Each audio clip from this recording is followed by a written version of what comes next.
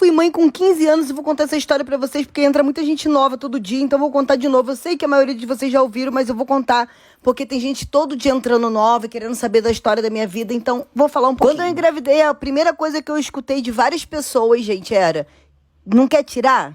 Não quer tirar? Não é melhor tirar? E a única coisa que sempre passou pela minha cabeça é: eu vou ter esse filho. Na época eu não sabia se era filho ou filha, mas eu só pensava: eu vou ter.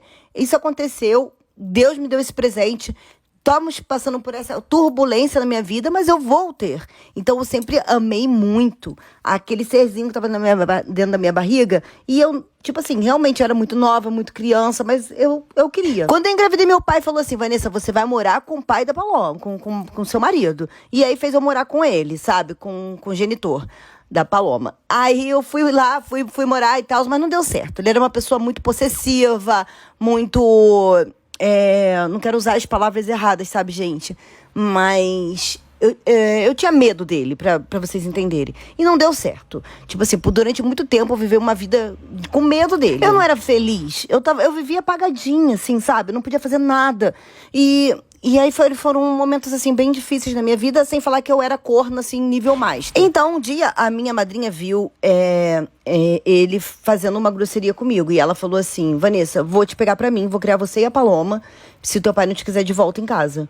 E aí, isso ela falou com meu pai, né? Aí foi que meu pai me aceitou de volta pra casa, eu voltei pra casa dos meus pais. Minha mãe sempre me ajudou com tudo. A minha mãe sempre foi submissa ao meu pai. Então a palavra do meu pai sempre foi maior, sabe? A minha mãe tinha medo de confrontar algumas coisas do meu pai. Hoje em dia não, mas naquela época sim. E quando eu voltei pra casa, minha mãe me ajudou com tudo, assim. Eu consegui terminar minha escola, consegui terminar minha faculdade, eu fiz pedagogia.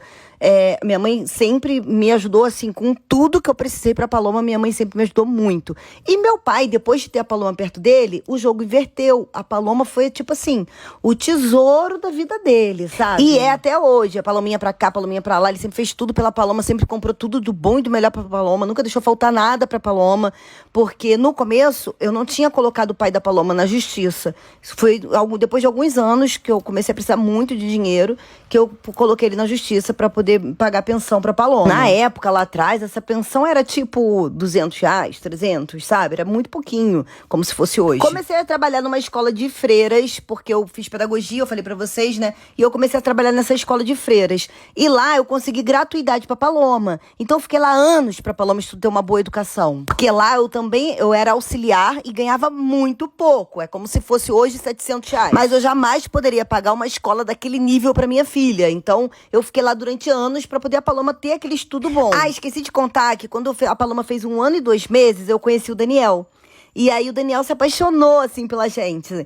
E foi, assim, muito lindo, porque o Daniel sempre me ajudou com muita coisa. Plano de saúde, curso de inglês, sem eu pedir nada. O Daniel sempre fez tudo pela Paloma como se fosse pai. Por isso que eu falo pra vocês, Daniel é pai da Paloma também, gente. Porque ele me ajudou a criar a Paloma. Ele conheceu a Paloma com 1 ano e 2 meses. Preocupação que o pai da Paloma não tinha com ela, na época o Daniel tinha. De acordar de madrugada, me pegar pra poder levar pra pronto-socorro, porque ela tava com febre. Sabe, essa escorreria de pai? Era o Daniel. Assim, não me arrependo de nada. Eu criei a Paloma falando pra ela das dificuldades de uma gravidez sozinha e muito jovem. Tanto que a Paloma, sabe, sempre pensou em ser mãe, mas ela casou depois que ela teve filho, porque eu conversava muito sobre isso com ela, sabe? A importância de ter uma pessoa do lado. Olha eu fazendo palhaçada pro Noah tomar remédio, gente.